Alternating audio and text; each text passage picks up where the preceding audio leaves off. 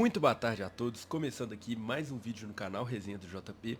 Eu sou o João e vamos falar um pouquinho de Copa Libertadores da América, falar de Galo e de Botafogo que jogaram seus confrontos de semifinal. O Botafogo jogou ontem, o Galo na terça. Ambos venceram com vitórias convincentes, colocaram ali um pezinho na final. E antes de falar disso, né, só começar o vídeo pedindo seu like, por favor, você aí que está assistindo, está acompanhando, deixa o like, me ajuda muito e não te custa nada. E você que é novo no canal, seja torcedor do Galo, do Botafogo ou de outro time também, que só quer ouvir uma análise sobre Libertadores, se inscreva no canal que eu tenho certeza que você vai curtir todo o conteúdo que eu trago aqui e eu tenho certeza que você não vai se arrepender, tá? Lá no final do vídeo eu vou te lembrar, você vai ter acompanhado o vídeo inteiro, vai ter curtido a análise. E aí eu sei que no fim das contas você vai se inscrever, não vai se arrepender, porque você me ajuda e também vai estar curtindo aqui o conteúdo que eu trago no canal. Eu sei que você vai gostar bastante. Dito isso, né, não vou ficar me delongando, vamos falar de Galo e Botafogo, que fizeram, né, seus jogos de semifinal, encaminharam a classificação para uma possível final brasileira entre Galo e Botafogo. O Galo eu ainda acho que está em aberto, não acho que o Galo tenha grandes chances de perder, mas eu acho que por ser o River Plate, no Monumental de Núñez, confronto de semifinal de Libertadores, aquela coisa toda, não dá pra cravar. Eu não quero ser o cara que vai bater o martelo aqui, tipo, o Galo já está na final. Acho que se não fosse futebol, aquela famosa expressão, né, futebol é uma caixinha de surpresas, eu acho que se não fosse isso, o Galo já estava na final, já dava para cravar, para garantir, mas eu prefiro manter um pouquinho de precaução para cravar isso, e então eu vou deixar em aberto ainda esse confronto, apesar de que eu acho que o Galo já encaminhou bastante a classificação. O Botafogo não, o Botafogo para mim, vou começar falando do Botafogo, eu acho que já classificou porque abriu uma vantagem extremamente convincente, uma vantagem que eu sinceramente nunca vi, uma virada de uma vantagem desse tamanho, e contra um time muito fraco. Eu quero começar falando um pouquinho do adversário do Botafogo. O Peñarol é muito fraco, tá? Não tem muita defesa pro Peñarol. Chegou na semifinal com seus méritos. É um time extremamente organizado defensivamente, que conseguiu superar adversários mais qualificados dessa forma. Mas isso não tira o fato de que é um time extremamente fraco, tá? O Peñarol não tinha sofrido gols no mata-mata até enfrentar o Botafogo, muito por causa dessa estrutura defensiva que eu falei. Eliminava os times se defendendo o tempo inteiro, empatando os jogos, conseguindo vitórias magras, como foi com o Flamengo, por exemplo, é um time muito superior ao Peñarol, mas o Peñarol consegue enfrentar o Flamengo ali num momento que talvez seja o pior momento do Flamengo na temporada, da era Tite. É o momento mais complicado de todos. O Peñarol joga no Maracanã extremamente fechado, consegue achar um gol e aí para o Flamengo reverter fica muito difícil porque vai fora de casa contra um time extremamente fechado e não consegue, acaba no 0 a 0 por mais que tenha tido suas chances, tá, para vencer a partida, acaba no 0 a 0 e por isso passa o Peñarol. Mas em termos de qualidade é um time muito fraco. E o que aconteceu contra o Botafogo? O Peñarol consegue implementar esse jogo que implementou ao longo de toda a competição no primeiro tempo, sai no 0 a 0, mas aí no segundo tempo, com a qualidade que o Botafogo tem, quando o Botafogo abriu 1 a 0, eu ainda achei que pudesse ficar 1 a 0 o jogo, porque o Peñarol ia continuar se defendendo, teoricamente, e estar satisfeito com o prejuízo de apenas um gol fora de casa para um time muito superior, igual é o do Botafogo, mas a questão é que o Botafogo abre o 2 a 0 muito rápido. O Botafogo faz 1 a 0, logo depois já consegue encontrar o segundo gol. E aí, pro Peñarol, o Peñarol sabe que 2 a 0 pro Botafogo, mesmo que leve o jogo para dentro de casa, é praticamente irreversível. O Peñarol é muito pior que o Botafogo. A lógica, para ser sincero, mesmo que o Peñarol conseguisse uma vitória no Rio de Janeiro, a lógica era o Botafogo ir fora de casa e virar o jogo. Porque o Peñarol é fraco, é um time muito fraco. Então, quando o Peñarol toma o 2 a 0, o Peñarol se lança ao ataque para tentar pelo menos diminuir o prejuízo e aí é obrigado a dar espaço, um time que não está acostumado a jogar dessa forma, um time com muito menos qualidade que o Botafogo e sem contar a velocidade que o Botafogo tem com o Savarino, com o Luiz Henrique. Então, só ver que a maioria dos gols do Botafogo foram em contra-ataques e o Botafogo consegue então construir essa vantagem que é irreversível. O Peñarol, é impossível o Peñarol conseguir essa virada e o Botafogo muito superior tecnicamente constrói com autoridade uma vantagem muito considerável e mereceu. O Peñarol estava na semifinal, mas não é um time de semifinal de Libertadores, não tem essa qualidade no seu elenco, é um time com orçamento muito inferior e o Botafogo não, o Botafogo é hoje para mim o melhor futebol do Brasil. é o melhor futebol do país, o time que é o líder do Brasileirão, apesar que o Palmeiras está ali na cola, no retrovisor do Botafogo. Inclusive o Botafogo vai ter agora, para mim, a grande missão do Botafogo é gerenciar essa situação. Porque o Botafogo tem a obsessão com a Libertadores, é lógico, é um time que nunca venceu a competição, o único time, né, tido como os 12 grandes do país, que muito se fala, os dois do Sul, os dois de Minas, os 4 de São Paulo e os 4 do Rio. O Botafogo é o único desses 12 que nunca venceu a Libertadores. Então existe uma obsessão, uma coisa muito grande com a Copa Libertadores e o Botafoguense quer muito essa competição. Só que ao mesmo tempo, a Libertadores, afinal, é um jogo único, 90 minutos, muito provavelmente contra o Galo, que é um time extremamente qualificado, assim como o Botafogo. É lógico, se pegar a constância, a temporada de Botafogo e Galo, a do Botafogo é muito superior. Mas se falando de 90 minutos e de 11 contra 11 no papel, para mim não existe favoritismo. Não existe falar que o Botafogo entra como favorito. Para mim é um jogo muito em aberto. Então o Botafogo e o Botafoguense vai ter que saber lidar com essa situação de entender que tá na cara do gol para ganhar o maior sonho, mas ao mesmo tempo tem um campeonato brasileiro onde a regularidade e a constância fala mais alto, onde o Botafogo é líder, onde o Botafogo só depende dele para ser campeão, mas tem um adversário que tá babando na cola ali para poder buscar, que é o Palmeiras, e o Botafogo não pode abrir mão disso. O Botafogo tem que conseguir conciliar, porque ainda mais depois do ano passado, quando o Botafogo perde aquele campeonato que estava praticamente ganho, o Botafoguense não está preparado para um possível revés e acabar um ano onde tudo parece encaminhado, onde possivelmente o Botafogo sai campeão de 2 títulos, um inédito, um brasileiro que não ganha há tanto tempo, pode acabar zerado. Então o Botafogo vai ter que lidar com isso e saber muito bem gerenciar para não deixar aquele roteiro que tanto assombra o Botafogo, tá? O Botafogo ainda lida com essa sombra, esse medo constante de perder quando as coisas estão bem encaminhadas. O Botafogo vai ter que saber lidar e saber priorizar o brasileiro até certo ponto, porque não é que não é a prioridade é a Libertadores, logicamente, mas o Botafogo vai ter que entender que ganhar o brasileiro e continuar bem no brasileiro é importante até para jogar a final da Libertadores. Porque se o Botafogo deixa a peteca cair no Brasileirão, deixa o Palmeiras passar e vai jogar a Libertadores sabendo que já abriu mão e já perdeu um título que estava encaminhado, a pressão para ganhar a Libertadores é muito grande.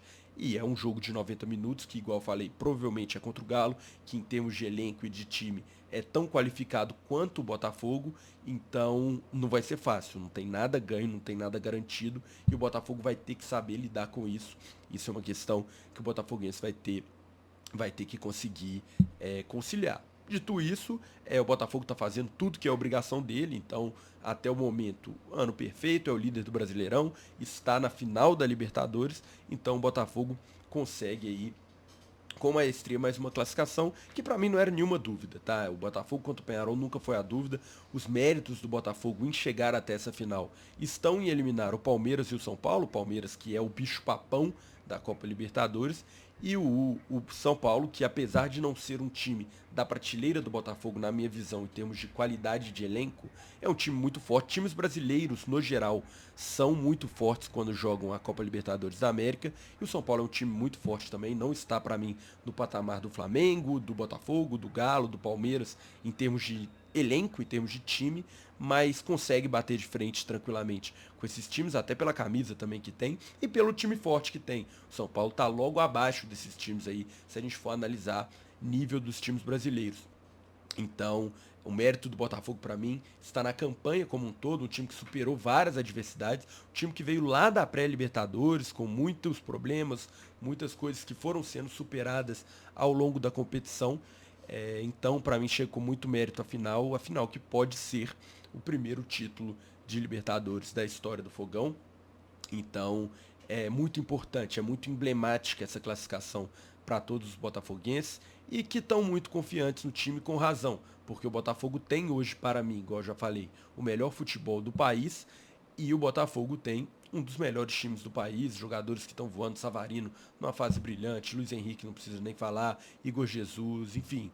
Eu acho que o Botafogo é quem vive o melhor momento e quem vai levando o ano com mais tranquilidade, no sentido de não tiveram revés para o Botafogo, não teve nada que preocupasse o botafoguense em momento nenhum da temporada. O time correspondeu o tempo inteiro, apesar de não ter nada ganho, o time mostrou o ano inteiro que não teve problemas, que não teve tantas oscilações e que é um time de fato da primeira prateleira e um time pronto para ser campeão. É isso que o Botafogo mostrou, que já está pronto para ser campeão e agora vai ter mais 90 minutos na Libertadores e mais um restinho de Campeonato Brasileiro. E quanto ao Galo, o outro semifinalista brasileiro que jogou na terça na Arena MRV contra o River Plate, eu acho que não está classificado ainda, mas está bem encaminhado. O Galo soube fazer, né? Eu até quero falar um pouquinho sobre isso, porque o Galo mostrou esse ano que é um time copeiro, é um time de fato de Copas, é um time que não joga o mata-mata não, o pontos corridos. O Galo não jogou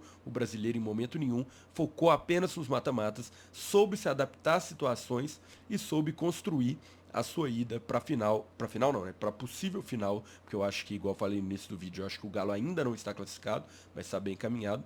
Então soube construir esse caminho até o momento de hoje, onde o Galo está bem encaminhado para ir para a final da Libertadores. Eu não gosto muito dessa postura, tá? Eu não acho que se aplica de fato ao Galo nesse ano, porque eu já falei isso em outros vídeos que eu falei do Galo, falei quando eu trouxe um vídeo sobre a final da Copa do Brasil, Galo e Flamengo, vou deixar aqui inclusive se você quiser conferir depois, mas eu não acho que o Galo escolheu largar o Brasileirão para jogar os mata-matas, tá? Eu acho que o Galo foi forçado a isso, eu acho que o Galo foi um time que ao longo da temporada teve inúmeros problemas com lesões, com convocação de Copa América, com expulsões ali, tudo junto, tudo num bolo. Passou um mês ali, quase 9 rodadas de Brasileirão, de uma maneira tenebrosa, e isso forçou o Galo a focar nos mata-matas, porque já tinha desandado no Brasileiro, não tinha mais chance de ser campeão.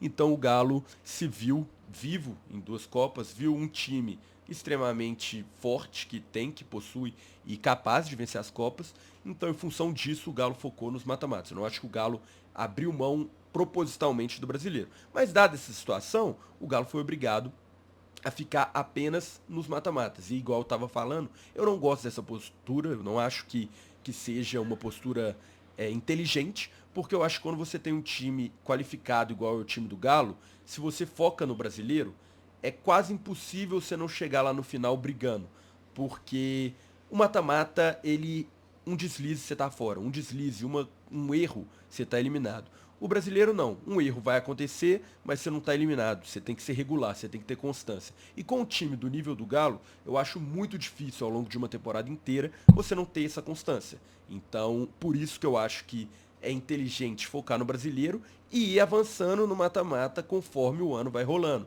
Mas você foca no brasileiro, na pior das hipóteses, deu tudo errado, saiu de todos os mata-matas, você tá ali no G4 ou no máximo no G6 e tá na Libertadores de novo no ano seguinte. Mas não foi o caso do Galo, eu acho que a situação foi imposta ao Galo e o Galo teve que focar nas Copas. E aí, lógico, surge aquele medo, porque se sai das Copas, a situação é muito complicada pro resto da temporada. E, inclusive, ainda é um medo pertinente, porque o Galo ainda não ganhou nada. Mas o fato é, o Galo soube administrar isso, soube jogar com a pressão de saber que é matar ou morrer, que não tem nada além das Copas, e soube se adaptar a diferentes situações de jogo, soube jogar defensivamente, soube jogar catimbando, soube jogar amassando o adversário e tendo a posse de bola o tempo inteiro.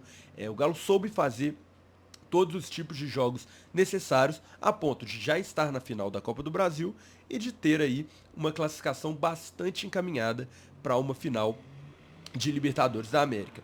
Eu não cravo que o Galo está na final mais uma vez por ser o River Plate, né? Porque é futebol, a gente sabe como o futebol funciona, a gente sabe que o River Plate é um time extremamente tradicional, um time com a camisa muito pesada, uma torcida fanática que vai lotar um estádio de 85 mil pessoas, então lógico que isso tudo pesa. Mas na prática, a grande realidade é que deu a lógica no jogo da ida, porque o Galo jogando em casa contra um time que, na minha visão, é muito inferior, muito inferior. Eu acho que o River, obviamente, é um time mais qualificado que o Peñarol, é um time, sim, forte na Copa Libertadores, mas é muito inferior à maioria dos times brasileiros. O time brasileiro, no geral, hoje em dia, é mais forte que o resto da América do Sul.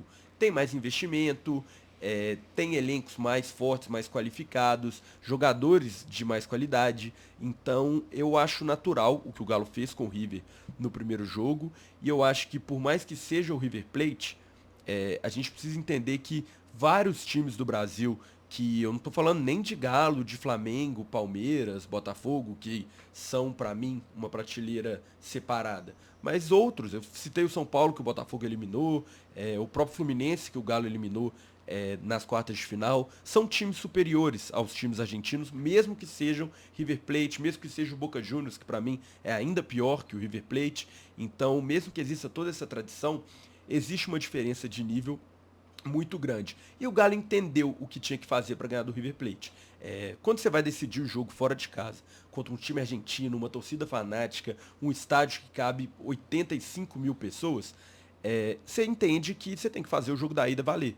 O Galo tinha que fazer o jogo na Arena MRV valer, que também é uma torcida apaixonada, a torcida do Galo, uma torcida fanática, que deu um show no jogo da ida.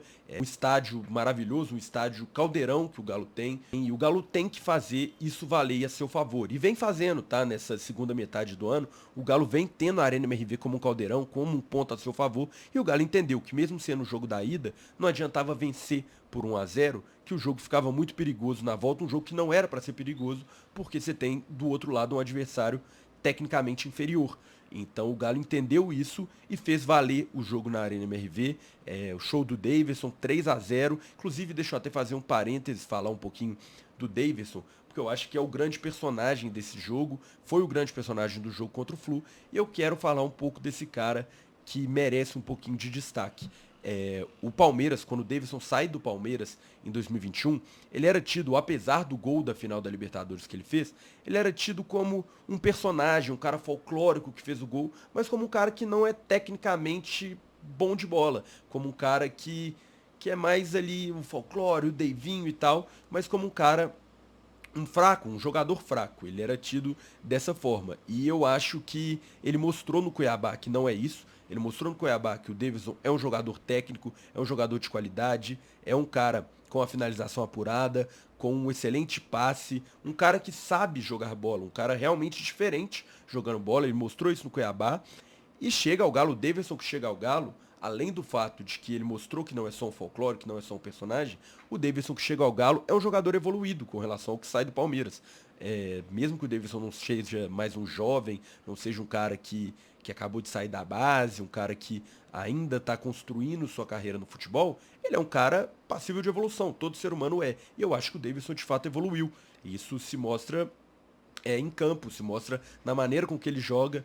Qualquer jogador com treinamento, abrindo mão de certas coisas extra-campo, consegue uma melhora, consegue uma evolução mental mesmo, e eu acho que o Davidson evoluiu. O Davidson é sim um cara folclórico, é sim um personagem, mas é sim um excelente jogador também, um cara que é muito importante, técnica e taticamente, tá? O Davidson tem uma função tática no Galo que eu acho crucial.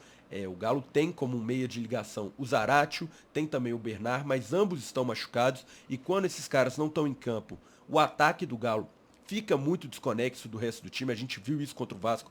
O Galo não conseguia sair jogando, tinha muita ligação direta, o Galo não conseguia ganhar essas bolas.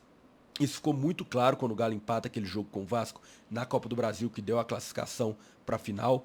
E o Davidson não pode jogar a Copa do Brasil, né? Muito em função disso, não estava em campo. Mas quando o Davidson entra em campo, esse problema acaba, porque o Davidson não é, obviamente, não é o cara da ligação direta, igual o Zarate, igual o Bernard, mas é um cara que ganha essa bola no pivô, ganha essa bola na casquinha de cabeça. Ele é o cara que consegue fazer isso, consegue resolver o jogo dessa forma, e aí deixa o Hulk, o Paulinho, esses caras livres para ganhar a segunda bola, e ele taticamente é muito importante. Por isso o Galo só vê que com o Davidson em campo, mesmo sem o cara da ligação, o Galo amassou o River Plate, e aí não só, obviamente não só por causa da função tática, que também é muito importante. A prova é o gol do Paulinho, que o Davidson deixa o Paulinho livre para marcar o terceiro gol, mas não só a função tática, mas também a parte técnica, que o Davidson faz 2 gols, inclusive o primeiro gol é um belo gol, que ele dribla o goleiro. Então o Davidson foi, mais uma vez, o cara na Libertadores, em um jogo de Libertadores do Galo dentro de casa.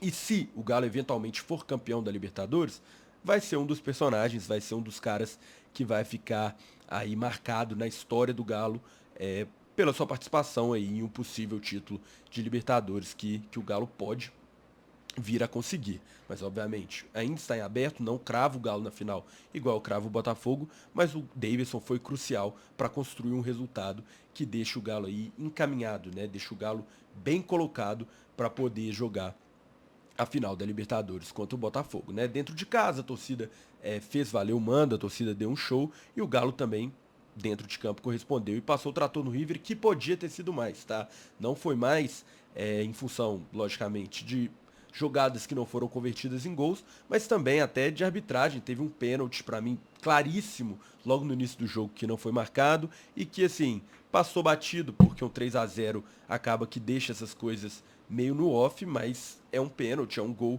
que podia ter feito a diferença, podia inclusive ter mudado o rumo da partida, tá? Não tô falando que necessariamente seria mais o placar, porque foi muito no início do jogo, mas de qualquer forma o Galo conseguiu cumprir com o que se propôs, conseguiu fazer o que era necessário para tirar o River da zona de conforto, mesmo o jogo no Monumental. Eu acho muito difícil o River reverter esse resultado, não só pelo resultado elástico, mas porque eu acho o Galo um time tecnicamente muito superior ao time do River Plate, então muito em função disso, eu imagino uma possível final Galo e Botafogo, que se de fato acontecer, que se concretizar, vai ser um jogaço, tá? Porque a gente fala de dois dos melhores times da América, se a gente pegar, sei lá, top 4 times da América, Galo e Botafogo estão nesse top 4.